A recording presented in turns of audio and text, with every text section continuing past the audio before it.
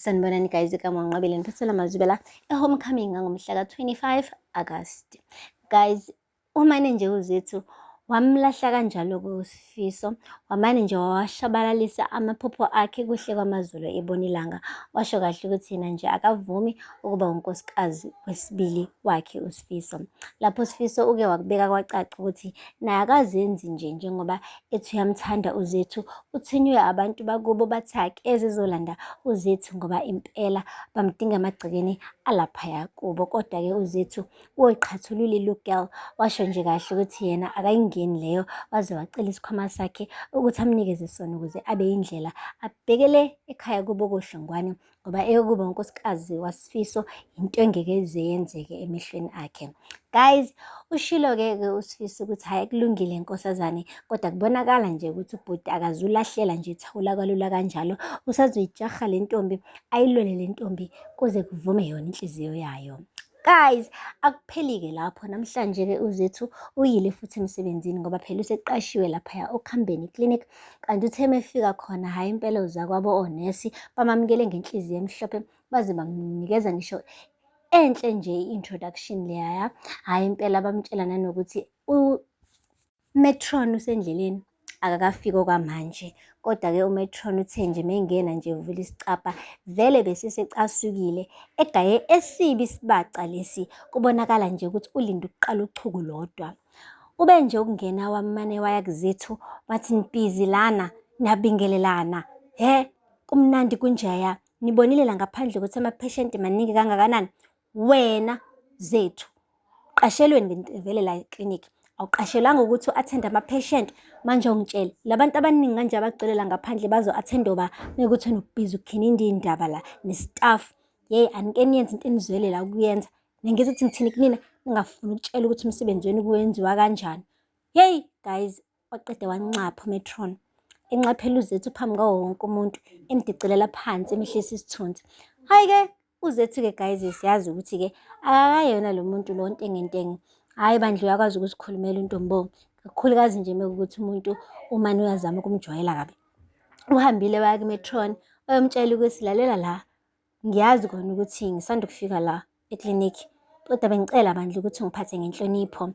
Wathi uqonda ukuthini ngalokho? Wathi indlela okhulume nami ngayo laphaya phambi kwestaff angiyithandanga neze. Mina am a qualified doctor, ngiwudokotela weqiniso, akusisona nje isikhathi sokuthi thina engabe siyalwisana, isikhathi sokuthi siyasebenzisana manje lesi.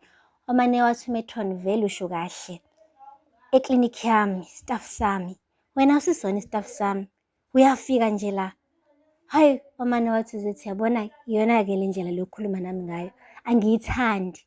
Wathi lalela la, wentombazanyana, angizozwa ngawe mina eklinikhi yami. Hhayi guys, kubonakala nje kuZethu ukuthi ukukhuluma noMatron kufana njengokuthela amanzi emhlane wedada. Ayikho into ayizwayo, meyiphuma nje emlonyeni kaZethu, hhayi guys, akayizwa. Akagcinanga lapho kuMatron, wahambile-ke wobiza istaff sakhe, wasitshela nje kahle ukuthi lelani la nina, kuzomele nikhethe uhlangothi, nisho ukuthi ngampela nidlalela yiphi team, ngabe nidlalela i-team yami noma nidlalela i-team kaZethu. Wase watshela lo munye unesi obekade friendly kakhulu kuZethu ukuthi lalela la, wena wafika la esibhedlela unezitho ey'phashile ezihlaza tswe, ezingakwazi ngisho nanokuhlala uvaselina. Ngakuthatha mina ngakususa empilweni yenhlupheko ngakufaka emsebenzini. Manje usuyaqhakaza, usungikhohliwe, usuqhakambisa uZethu kunami. Uyazi wena wafika la ungenayo ngisho i-qualification, ngakusiza mina, ngakupitilila. Hhayi futhi akugcini nje lapho, ngisho ingane yakho yayingenawo ngisho amanabukeni, uyinabukelisa ngey'dwedwe. Namhlanje wena usukwazi ukuthi mina ungijikele, uyakhohlwa vele kalula kanjalo wena. Wathi uthi uyazama ukuchaza unesi ukuthi hhayi bengizama nje ukumamukela mina uDr Zethu njengoba bonke abantu ehlezi sibamukela baqela ukufika lana eklinikhi. Wathi lalela la, unganginika ama-excuses mina, kuzomele nikhethe manje ukuthi udanki wenu unami yini. Nenzela into eningi kabi nina ukuthi ningamane nje nikhethe ukuba sohlangothini likaZethu nohlangothi lami. Bhekani ukuthi isiphi isandla esinifidayo.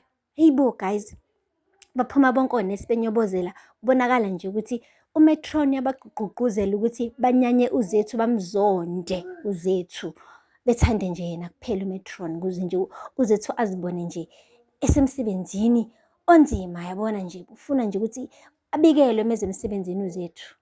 Guys, uMatron, hhayi impela loya mama unenhliziyo embi, sengimbone kahle. Unenhliziyo embi uMatron, noma thiwa uyamzonda umuntu awumzondi kanje. Kodwa-ke sesiyasazi izizathu guys. Uzethu umzondisa ukuthi phela ubaba wakhe uyi-ex yakhe. At least manje sesiyawazi umthombo wenzondo yakhe uMatron. Kodwa-ke uronge ngokuthi athwese ingane isiphambano engesisonesayo. Uzethu akavaze nje amanabe udokotela ngobukhoshosho ukufundela ukuba udokotela. Usebenze kanzima kabi ukuba la ekhona ukuthi angazonda uMatron kangaka. And worst part, uMatron unesi guys. So nje angazi ngempela why ingane ayizondi kangaka. And unesi nje nayo unendodana ewudokotela. But still lokho akukho enough. Inzondo nje lokho eyifucile. Uyayifuca inzondo zethu, uyayifuca inzondo zethu. Ngisho uzethu esemcela ukuthi ucela bandla besebenzisane, still yena usafisa sengathi nje bangazondana. Guys, asithembe ukuthi ngelinye ilanga-ke inhliziyo yakho uMatron izothi ukugezeka bakithi, ngoba ngempela futhi naye angazinzi imsulo. Umkhize mengase nje akhulume manje asho ukuthi wayabandakanyeka ngokufihla ukuthi lapha esibhedlela wayengazanga khona umkhize, waqamba amanga noMatron wathi weza emsebenzini umkhize bengezanga. Naye kuzomshubela uMatron agcine suspendwe naye njengaye umkhize. So nje angashesha phaphe uMatron, ngoba impela kukhona kumsina kumjeqeza naye azophuma nawe akha amafayela ebese ziyamkhalela. Guys, aphela lapho-ke amazwibela namhlanje. Ungakhohlwa ukusubscribe and like and comment. Until next time, bye. Sanibonani guys, eKaMwanqabile niphathela amazwibela e-homecoming ngomhla ka-25 August.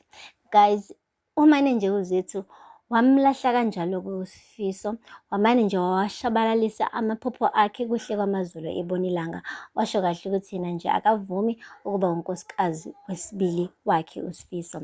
Lapho uSifiso uke wakubeka kwacaca ukuthi naye akazenzi nje njengoba ethi uyamthanda uzethu,